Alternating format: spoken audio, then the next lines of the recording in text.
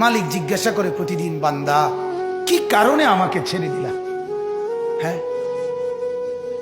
রাত 12টা বাজে তুমি ঘুমায় গেলা, মা ঘুমায় গেল, বাপ ঘুমায় গেল, বিবিও ঘুমায় গেছে, পাড়া পড়শি ঘুমায় গেছে। আল্লাহ বলেন, আমি তো ঘুমাই নাই বান্দা, আমিও তো ঘুমাই নাই। সারাদিনে আমিও তো জগৎটা পরিচালনা করছি, তবুও তো আমার কোনো ক্লান্তি নাই, আমি তো ঘুমাই নাই। কেন ঘুমাই নাই জানো বান্দা?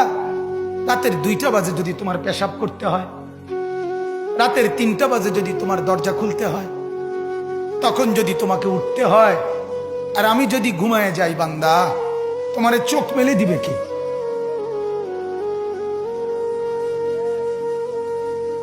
এই বাপ, চোখ মেলে দিবে কে?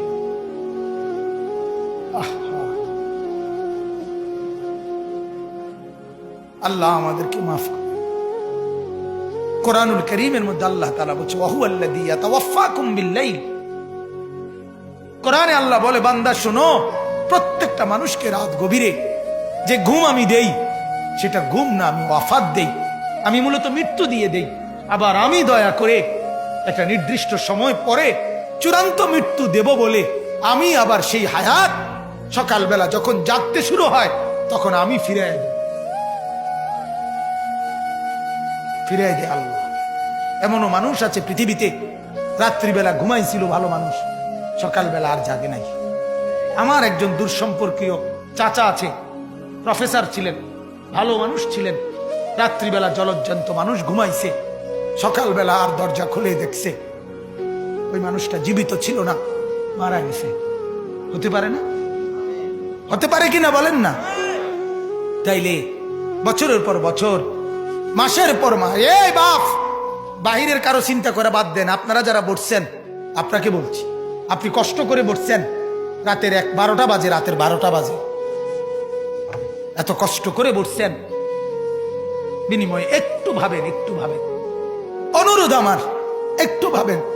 আজ মাঝে মাঝে মন চায় আল্লাহর বান্দা মুসলমানদেরকে বুকে জড়ায় ধরে কাঁদি যে বাপ, কেন এত ভুল করছেন?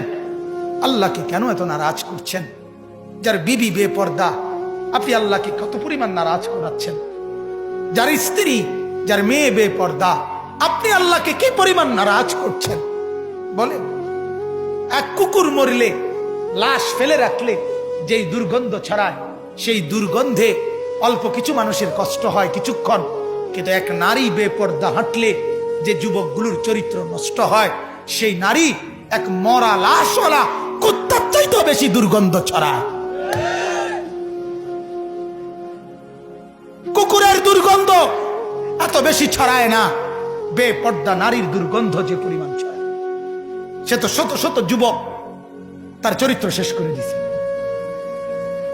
এই সিনেমার নায়িকা নর্তকীরা উলঙ্গ আর ছবি আর বিবস্ত্র ছবি আর নাচ গানের এই ফুর্তি দেখিয়ে এরা হাজারো যুবকের চরিত্র গঠন করে না নষ্ট করে? কথা বলেন না কেন? এজন্য আমার শায়েখ আল্লামা মুফতি মুশতাকুন নবী সাহেব বলে, হাজারো মানুষের জীবন নষ্ট করে যে, এজন্য তার জীবনে কখনো সুখ ধরা দেয় না। এজন্য এই পৃথিবীর জরিফ এটা, আপনি জরিফ চালায়া দেখেন, যত সিনেমার নায়ক নায়িকা, এদের জীবনের মতো দুঃখী জীবন, ব্যক্তি জীবনের মতো কষ্টের জীবন আর কারো নাই। আপনি খবর লাগান, আপনি খবর লাগান, এদের মতো লাঞ্ছনা। কারণ হাজারো যুবককে নষ্ট করছে এই হাসি দিয়া, অথচ এই হাসি তার মূলত আসল হাসি না। এই হাসি যদি ল্যাবে অথবা ডায়াগনস্টিক সেন্টারে পরীক্ষা করায়, প্রত্যেকটা হাসির মধ্যে ফরমালিন পাওয়া যাবে। কি পাওয়া যাবে? ফরমালিন, ফরমালিন, ফরমালিন পাওয়া যাবে। এগুলা হাসি না, এগুলা ধোকা। ঠিক কিনা বলেন না? এগুলা ধোকা। আল্লাহ আমাদেরকে বুঝার তৌফিক দান করুক।